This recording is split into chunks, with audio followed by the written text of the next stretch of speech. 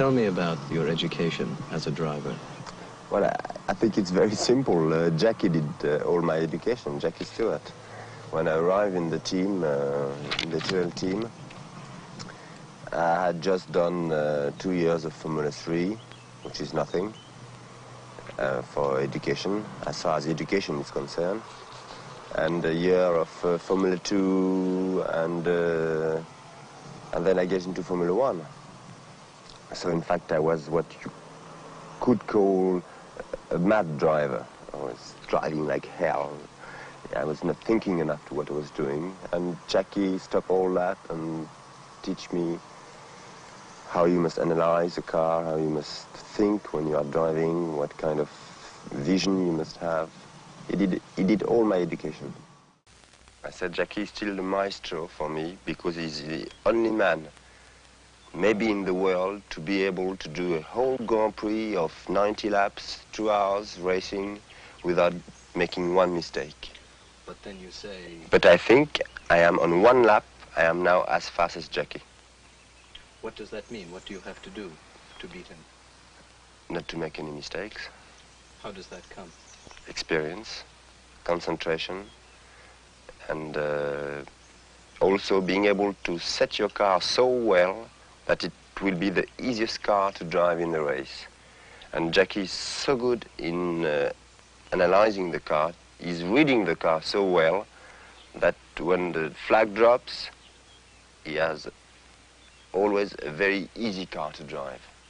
He doesn't have to fight with his car because the car is not going around the corner very well, so he has to fight. Never.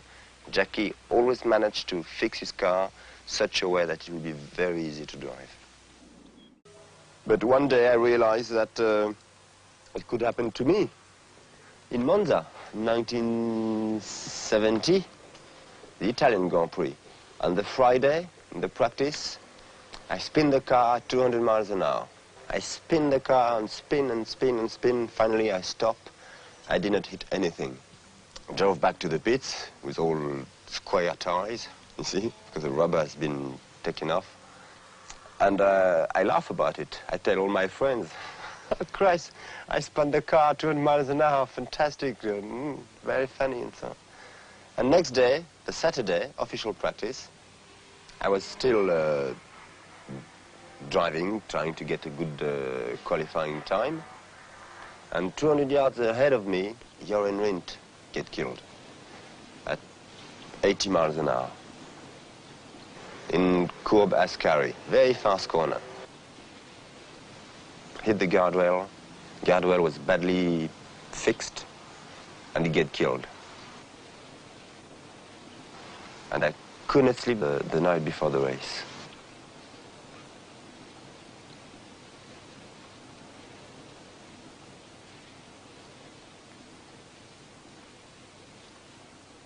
I realized that the previous day I should have been killed.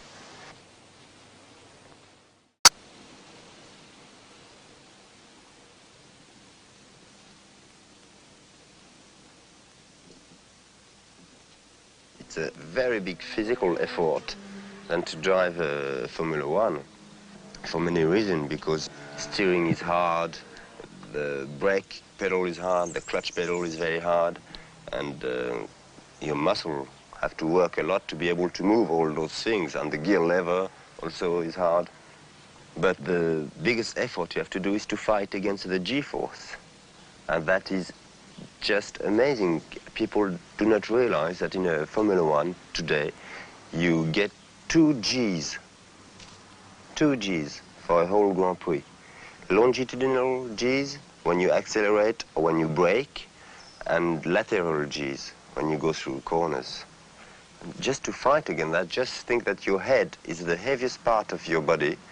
You have a helmet on it, which is heavy, and then you have to keep your head at its normal place. You have to fight for that for 2 hours. Same for your legs, same for your whole body. You know the amount of weight you lose in a Grand Prix? In just one Grand Prix, average, you know, I'm thin, I have no fat to lose. I lose 3 kilos in a Grand Prix, only of water.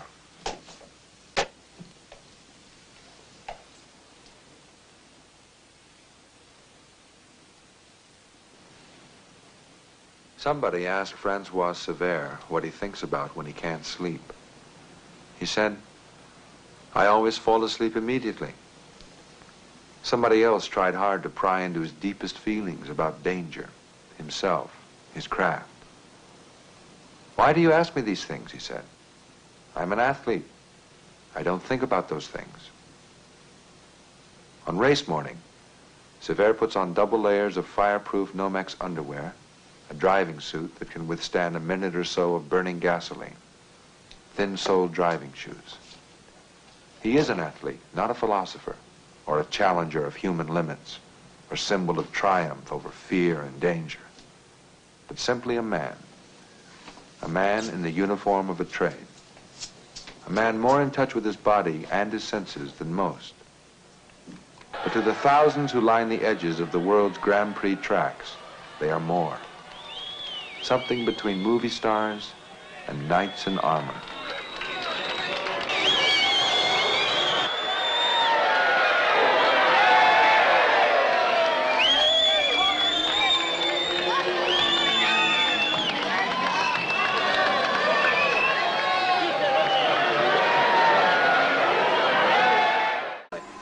Because I prefer a thrilling life.